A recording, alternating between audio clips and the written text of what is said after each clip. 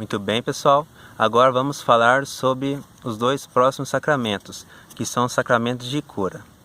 O primeiro é o sacramento de reconciliação, mais conhecido como a confissão. O que é confissão? Bom, acho que todos vocês sabem que é quando a gente confessa nossos pecados com o sacerdote, com o padre. Muitos podem ficar assim, com medo, com vergonha, até com receio. Ah, mas é só um homem. A gente vai contar nossos pecados para o homem? Bom, naquele momento o padre deixa de ser um padre, mas sim passa a ser o próprio Jesus que está lá para perdoar nossos pecados. E que tipo de pecados são esses? Bom, os pecados são divididos em duas gravidades, duas categorias. São os pecados veniais e os pecados mortais. Primeiramente, os pecados mortais são aqueles que afetam diretamente sobre os 10 mandamentos. Não matar, não roubar, não cobiçar as coisas alheias, não pecar contra a castidade, respeitar pai e mãe, enfim. Tudo que afeta os 10 mandamentos são considerados pecado mortal. Então a gente tem que renunciar e prometer que nunca mais vai cometer esses pecados. Quando a gente está em pecado mortal, a gente perde, como foi dito no primeiro vídeo, a graça santificante. E deixamos de ser amigos e passamos a ser inimigos de Deus. Infelizmente, se a gente morrer nesse estado, a gente tem que contar muito com a misericórdia de Deus. Deus é misericórdia, mas também é justo, também é justiça. Então nós não devemos abusar. Temos que estar sempre a confissão em dia e sempre buscando a santidade, sempre buscando estar em estado de graça. Já os pecados veniais são aqueles que a gente pratica mais no cotidiano, mais diariamente. Por exemplo, falar os palavrões, murmuração, não respeitar, não obedecer aos pais, tal. Fazer coisas erradas. Então esses são pecados veniais. A gente deve falar assim: bom, hoje ao acordar não vão pecar o máximo possível. Se a gente pecar, Deus vai entender que a gente fez de tudo para não cometer esses mesmos erros. Os pecados veniais são mais complicados de cortar de vez, então o aconselhável é cortando pouco a pouco. A igreja recomenda que a gente deve confessar no mínimo uma vez por ano, que é no período quaresmal, onde antecede a Páscoa.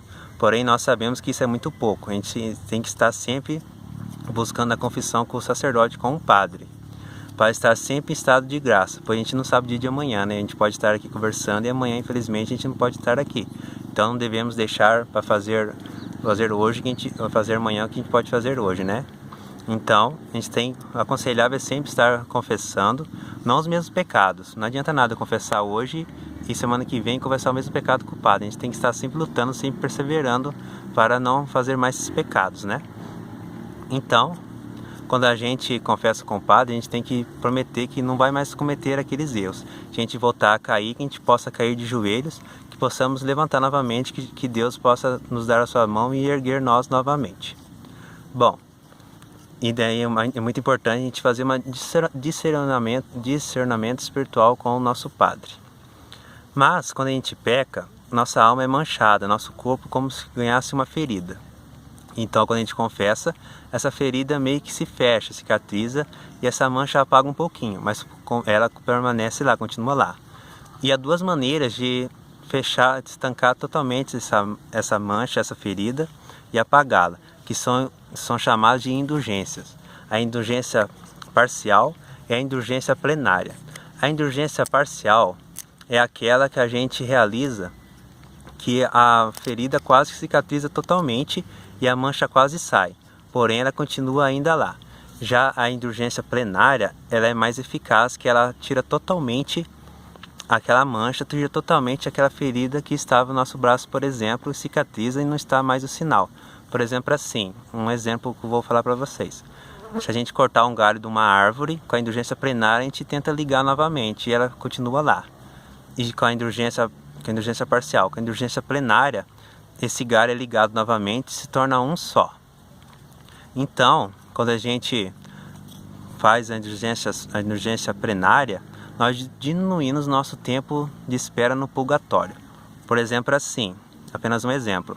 Em setembro, a igreja pede que nós rezamos um Santo Rosário pelo nosso Papa Francisco, lá na igreja com Jesus Eucarístico. Não precisa Jesus Eucarístico estar exposto, basta estar no sacrário. Se a gente fizer isso, a gente consegue a indulgência plenária. E é claro, também com atos de caridade cristã, a gente vai diminuindo também o nosso tempo no purgatório. Mas o que é o purgatório, afinal de contas? Bom, vamos supor que a igreja seja dividida em 3 colunas. A igreja militante, a igreja padecente e a igreja triunfante. A igreja militante somos nós que estamos aqui na caminhada, que estamos lutando pela santidade.